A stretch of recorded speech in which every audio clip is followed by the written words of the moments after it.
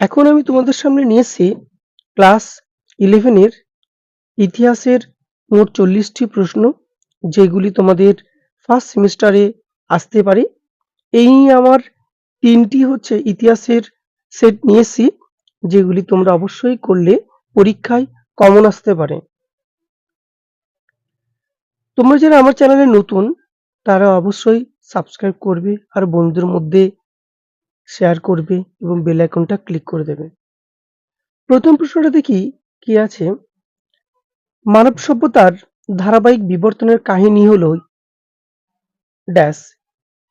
অ্যান্সারটা হবে ইতিহাস। পরের প্রশ্ন দেখো, হোয়াট ইজ হিস্ট্রি গ্রন্থটি লিখেছেন কে? অ্যান্সার হবে E.H. কার। পরের প্রশ্ন দেখো, 3 নম্বর দাগটা, প্রাক ইতিহাস শব্দটির অর্থ হলো? অ্যান্সার হবে সি, প্রাক ইতিহাস ও ইতিহাসের মধ্যবর্তী সময়কাল। কোশ্চেন নাম্বার 4, প্রত্নতাত্ত্বিক পুরাবস্তুর সন্ধান ও কাল নির্ণয়ের সঠিক পর্যায়গুলি হলো? অ্যান্সার হবে এর দাগেরটা, মানে একের দাগেরটা উত্তর হবে। এখানে বলেছে প্রত্নতাত্ত্বিক পুরাবস্তুর সন্ধান ও কাল নির্ণয়ের প্রথমে অনুসন্ধান, তারপরে উৎখনন,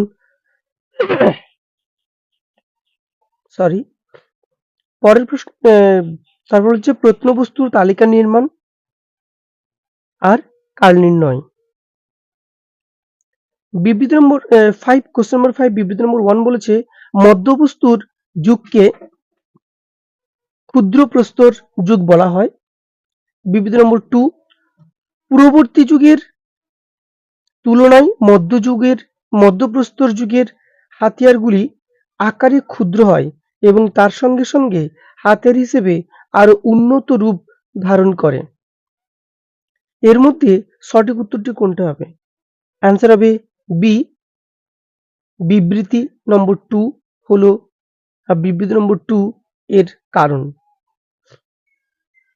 কোশ্চেন নম্বর 6, কিউনিফর্ম লিপির অপর নাম? অ্যান্সার হবে কোণাক্ষর লিপি। কোশ্চেন নম্বর 7, ইতিহাসের বিজ্ঞানসম্মত ব্যাখ্যার জনক হলেন? Question number B, Thucydides. Question number 8, Ibn Battuta পর্যটক ছিলেন? অ্যান্সার হবে বি, আফ্রিকার। কোশ্চেন নম্বর 9, ভারতীয় পুরাণ অনুসারে অনন্তকাল ধরে আবর্তিত হয়ে চলেছে? অ্যান্সার হবে সি, 4টি যুগ। কোশ্চেন নম্বর 10, কালের আবর্তনের সঙ্গে উত্থান, বিকাশ ও ধ্বংস হয়? অ্যান্সার হবে বি, সভ্যতার। কোশ্চেন নম্বর 11, অ্যাসিরীয়, হিট্টাইট ও মিটানি সাম্রাজ্যের সূচনা হয়েছিল? অ্যান্সার হবে এ, এশিয়ায়। কোশ্চেন নম্বর 12, আদি রোমানদের বাসস্থান ছিল? অ্যান্সার হবে এ, রোম। কোশ্চেন নম্বর 13, রোমীয় প্রত্নতত্ত্বের যুগের পর্যায়ক্রমিক সম্রাটগণ হলেন? অ্যান্সার হবে বি, রোমুলাস, নুমা পম্পিলাস, তারপর হবে টুল্লাস হস্টিলাস, তারপর হবে আনকাস মার্সিয়াস। 14 নম্বর দাগে দেখো, 14 নম্বর দাগের, সুবিশাল রোমান সাম্রাজ্য গড়ে ওঠে ড্যাশ নগরীকে কেন্দ্র করে? অ্যান্সার হবে সি, রোম। কোশ্চেন নম্বর 15, কনস্ট্যান্টাইন ছিলেন? অ্যান্সার হবে এ, রোমান সম্রাট। কোশ্চেন নম্বর 16, এখানে ক স্তম্ভের সঙ্গে খ স্তম্ভ মিল করতে বলেছে। প্রথম বলেছে রাজতন্ত্রের যুগের সূচনা, দ্বিতীয় বলেছে প্রজাতন্ত্রের যুগের সূচনা, তৃতীয় বলেছে সম্রাটতন্ত্রের যুগের সূচনা, চতুর্থ নম্বর বলছে সম্রাটতন্ত্রের যুগের পতন। অ্যান্সার হবে ডি, একের সঙ্গে সি, 2 এর সঙ্গে ডি, আর 3 এর সঙ্গে বি, 4 এর সঙ্গে এ। 17 নম্বর থেকে দেখো, জুলিয়াস সিজার কনসাল পদ লাভ করেন। অ্যান্সার হবে সি 59 খ্রিস্টপূর্বাব্দে। কোশ্চেন নম্বর 18, রোমান সাম্রাজ্য পশ্চিম এশিয়া ও উত্তর আফ্রিকা পর্যন্ত বিস্তৃত লাভ করে। অ্যান্সার হবে বি অগাস্টাস সিজারের আমলে।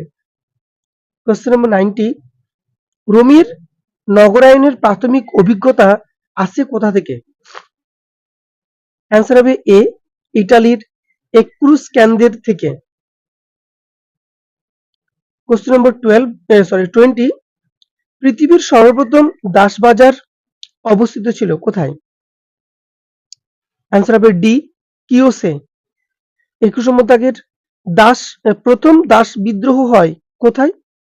অ্যান্সার হবে বি সিসিলিতে। 22 নম্বর দাগের, রোমের উন্মুক্ত স্থানে গ্ল্যাডিয়েটরদের লড়াইয়ের বালুকাময় এলাকাটিকে বলা হয় বা বলা হতো। অ্যান্সার হবে বি এরিনা।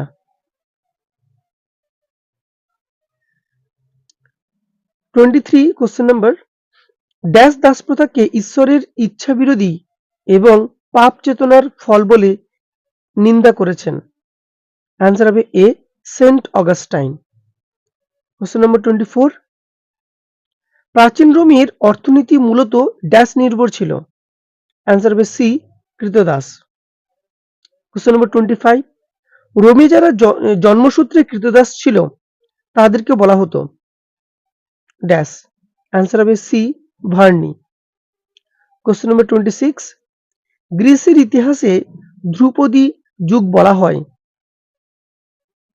অ্যান্সার হবে এ খ্রিস্টপূর্ব 5ম থেকে 4র্থ শতককে।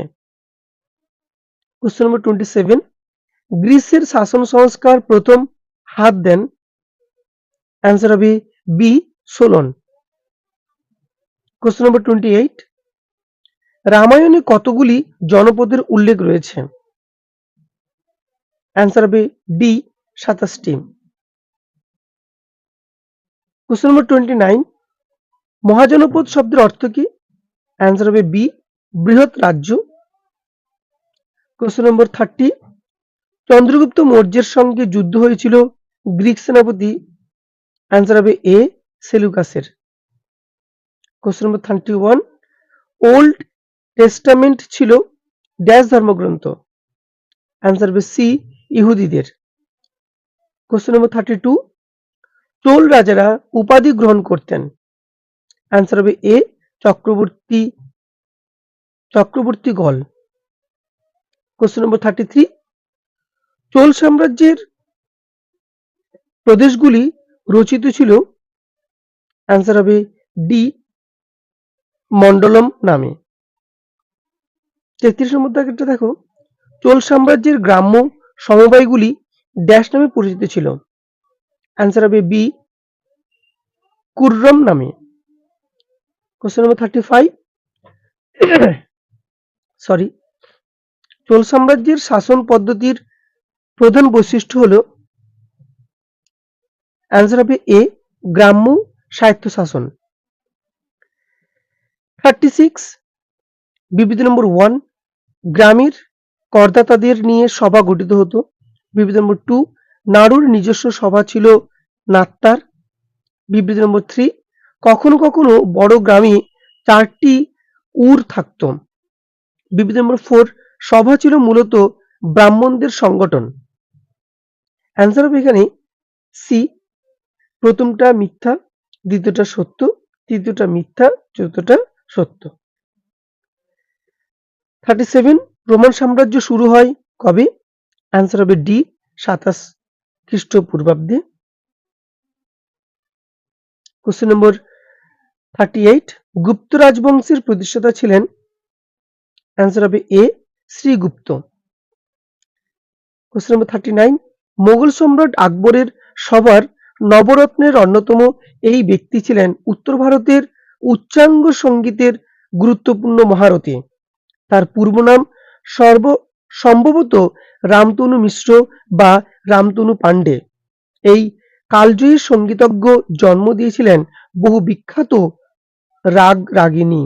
এই মহান সঙ্গীতজ্ঞের নাম কি? অ্যান্সার হবে এ তানসেন।